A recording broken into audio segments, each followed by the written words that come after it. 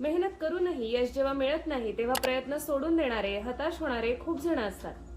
पण प्रयत्नांमध्ये सातत्य ठेवून यश स्वतःकडे ओढून आणणारे फार कमी असतात. आणि अशाच महान व्यक्तिमत्वांपैकी एक म्हणजे थॉमस अल्वा एडिसन.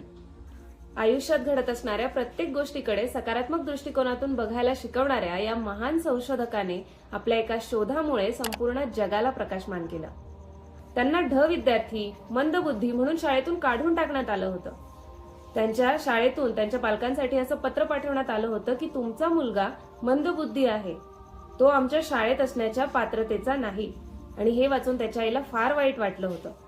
जेव्हा एडिसनने विचारलं की मी शाळेत का जाऊ शकत नाहीये, तेव्हा त्यांच्या आईने त्यांना सांगितलं की शाळेतून असं पत्र आलंय की तुमचा मुलगा खूप हुशार आहे आणि त्याला शिकवण्यासाठी त्या लेव्हलचे शिक्षक आमच्याकडे नाहीयेत. त्यामुळे तेव्हापासून एडिसनचं शिक्षण हे घरीच सुरू झालं. आज एडिसन यांना जग एक महान शास्त्रज्ञ म्हणून ओळखतं. त्यांच्या नावावर 1093 पेटंट आहेत.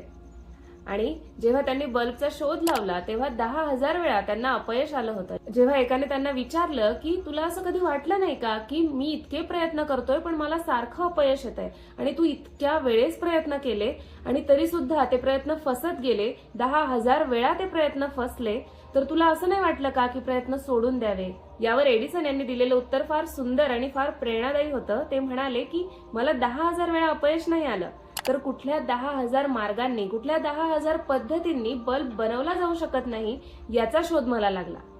बघा, म्हणजे अपयशाकडे बघण्याचा दृष्टिकोन माणूस जेव्हा बदलवतो तेव्हाच त्याच मार्गावर यश मिळण्याची शक्यता निर्माण होत असते, हे आपल्याला एडिसन यांच्या विचारातून लक्षात येतं. माणूस जर सकारात्मक असला, माणसाचा आयुष्याकडे बघण्याचा दृष्टिकोन जर सकारात्मक असला, तर त्याच्या हातून सुद्धा होणाऱ्या गोष्टी सकारात्मक आणि भव्य दिव्य असतात. याचं उत्तम उदाहरण म्हणजे थॉमस अल्वा एडिसन. त्यांच्या बहिरेपणाला सुद्धा त्यांनी कधीच आपल्या आयुष्यातला अडथळा समजलं नाही. उलट ते म्हणायचे की यामुळे मी माझ्या कामावर अधिक लक्ष केंद्रित करू शकलो. एडिसन यांचं जीवन म्हणजे मानवाच्या अमर्याद क्षमतेचा पुरावा आहे असं म्हणायला काहीच हरकत नाही.